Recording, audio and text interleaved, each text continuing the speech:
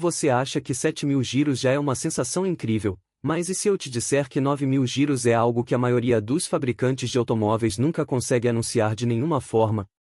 Bem, os engenheiros da Honda fizeram das altas rotações sua especialidade.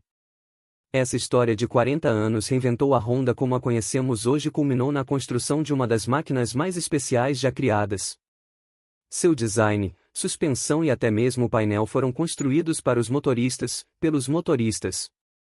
É tão incrível que apareceu nos filmes Velozes e Furiosos 2 vezes.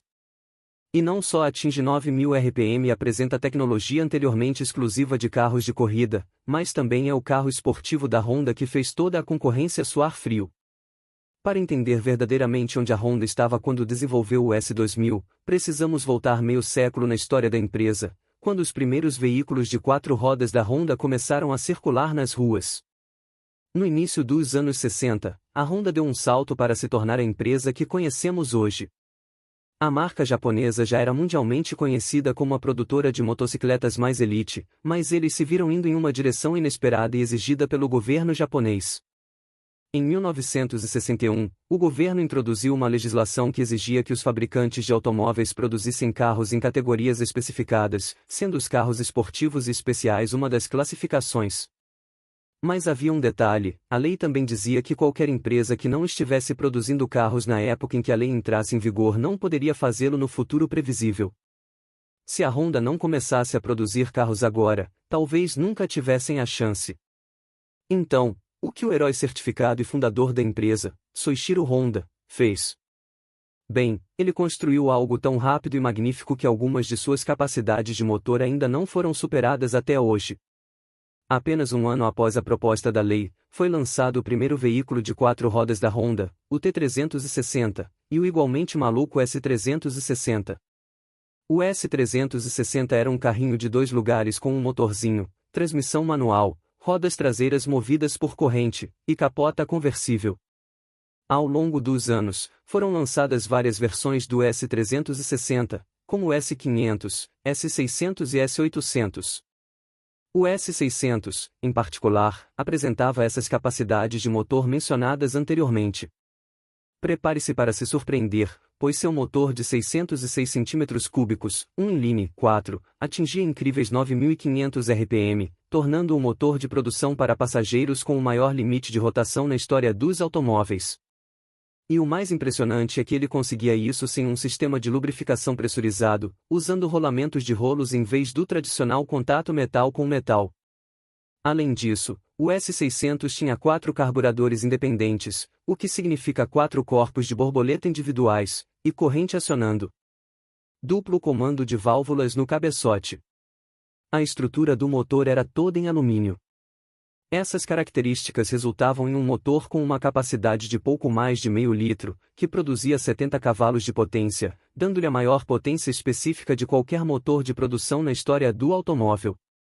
Essa loucura, aliada a um interior simples, uma alavanca de câmbio precisa e um chassi ágil, criou um clássico instantâneo que se torna cada vez mais desejável com o passar do tempo. Além disso, ele estabeleceu um verdadeiro modelo para os roadsters japoneses que viriam quase 40 anos depois. Avancemos para o final dos anos 90, quando a Honda estava prestes a comemorar seu 50º aniversário e precisava de algo novo não apenas para impulsionar sua marca no novo milênio, mas também para dar aos entusiastas dos carros um motivo para se orgulharem da Honda. Afinal, a Honda já tinha o Integra, o Civic e o Prelude, que, por si só, tinham um grande número de seguidores dedicados. Mas a maioria desses carros era anunciada e vendida como carros econômicos confiáveis e duradouros, exceto por algumas versões mais apimentadas, como os Type R, e havia também o NSX, mas esse era muito caro, mesmo sendo um carro de preço mais baixo para os supercarros. E é aí que entra o S2000, como algo não apenas tipicamente Honda, mas enraizado na experiência de direção e no desempenho para o entusiasta médio. Voltando a 1995, a Tokyo Auto Show estava chegando e o engenheiro da Honda, Daisuke Sawai, estava prestes a revelar algo ao mundo, o Honda Sport Study Model, também conhecido como SSM Concept. Esse carro era selvagem até pelos padrões de hoje. Sua carroceria era aerodinâmica e parecia um moderno trem-bala japonês, com um design de coquita arredondado, capota aberta e um motor VTEC de 5 cilindros. Era o sonho de todo entusiasta da Honda, um sonho que levaria mais 4 anos para se tornar realidade. Após anos de desenvolvimento com os testes dos modelos CRX e Del Sol, e com a decisão deliberada de ignorar as opiniões dos profissionais de marketing, a Honda finalmente construiu o veículo mais focado e Honda que poderiam imaginar. Em 1998, a Honda deu uma prévia para jornalistas de um carro que poderia ter sido o novo modelo baseado no SSM, chamado de SSX. No entanto, esse carro tinha uma aparência mais sóbria e um estranho motor V5. Obviamente, isso não aconteceu e tivemos que esperar mais um ano antes que o tão esperado S2000 chegasse ao mercado. Quando finalmente chegou, em 1999, o S2000 vinha com muitas das promessas feitas pela Honda nos anos anteriores: capota aberta, visual atraente, tração traseira e câmbio manual. Mas a grande manchete era, é claro, o incrível motor 2.0 L-Inline 4 VTEC, apelidado de F20C. Esse motor, em toda sua glória, é um assunto para um vídeo à parte, pois há muitos detalhes para explorar. Mas o que você precisa saber sobre esse propulsor é que ele é um monstro de alumínio de duplo comando de válvulas, que gira até absurdas 9.000 RPM, o que o coloca como uma verdadeira lenda na história automotiva. Além disso, ele tem um som incrível. O F20C é conhecido por sua potência e eficiência, produzindo 238 cavalos de potência a partir de 2 litros de cilindrada, um número que superou o lendário motor S54 do BMW 46 M3, só sendo superado novamente pelo Ferrari 458.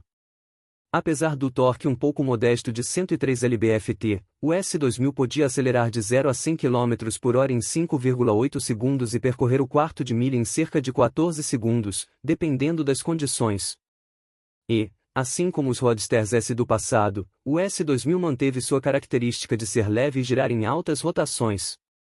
Com um peso respeitável de 2.800 libras e um capô baixo e inclinado, o S2000 era fácil de posicionar e extremamente rápido em estradas sinuosas. O câmbio manual de 6 marchas do S2000, com engates precisos e rápidos, é considerado um dos melhores do mercado, e a suspensão de duplo braço inspirada no NSX mantém as belas rodas do carro grudadas no chão sem dar motivo para você precisar de um quiropraxista. O interior também merece destaque. Os carros esportivos japoneses dos anos 90 pareciam entender a importância de um bom interior, e o painel do S2000 envolve o motorista, posicionando todos os elementos importantes, inclusive os controles do sistema de ar-condicionado, na direção do condutor. O carro tinha uma ignição convencional, mas precisava ser iniciado com um botão inspirado em carros de corrida. Além disso, o painel digital parecia moderno até hoje, se assemelhando mais a um instrumento de aeronave futurista do que qualquer outra coisa. Seu preço de venda de $35.000 era um pouco mais alto do que o do Mazda Miata, por exemplo, mas ainda assim não era algo negativo. Em 2000, foi introduzida a versão Type V no Japão, sendo o primeiro carro no mundo a oferecer direção de geometria variável. Em 2004, o S2000 passou por uma atualização, agora designado como AP2, recebendo molas e amortecedores atualizados, subchassi reforçado, sincronizadores de transmissão de fibra de carbono e, nos Estados Unidos, uma versão de curso maior do F20C para melhorar o torque em baixas e médias rotações.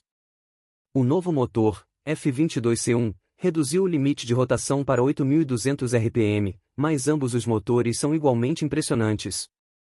Em 2008, a Honda lançou o Club Racer, uma versão mais focada em circuitos, com peso reduzido. Ajustes na suspensão e barra estabilizadora dianteira mais rígida. Apesar de todo o seu sucesso e aclamação, o S2000 teve seu fim em 2009, deixando um legado duradouro para a Honda e para os entusiastas. No entanto, os rumores de um possível retorno do S2000 ou de um sucessor estão sempre presentes no mundo automotivo. Em resumo, o Honda S2000 é uma máquina icônica que encarna a paixão e a engenhosidade da Honda. Com seu motor incrível, desempenho ágil, design marcante e o prazer de dirigir que proporciona, o S2000 se tornou um dos carros esportivos mais reverenciados e desejados de sua época, e continua a ser uma referência para entusiastas até hoje. Espero que tenham gostado. Deixe o like e se inscreva no canal.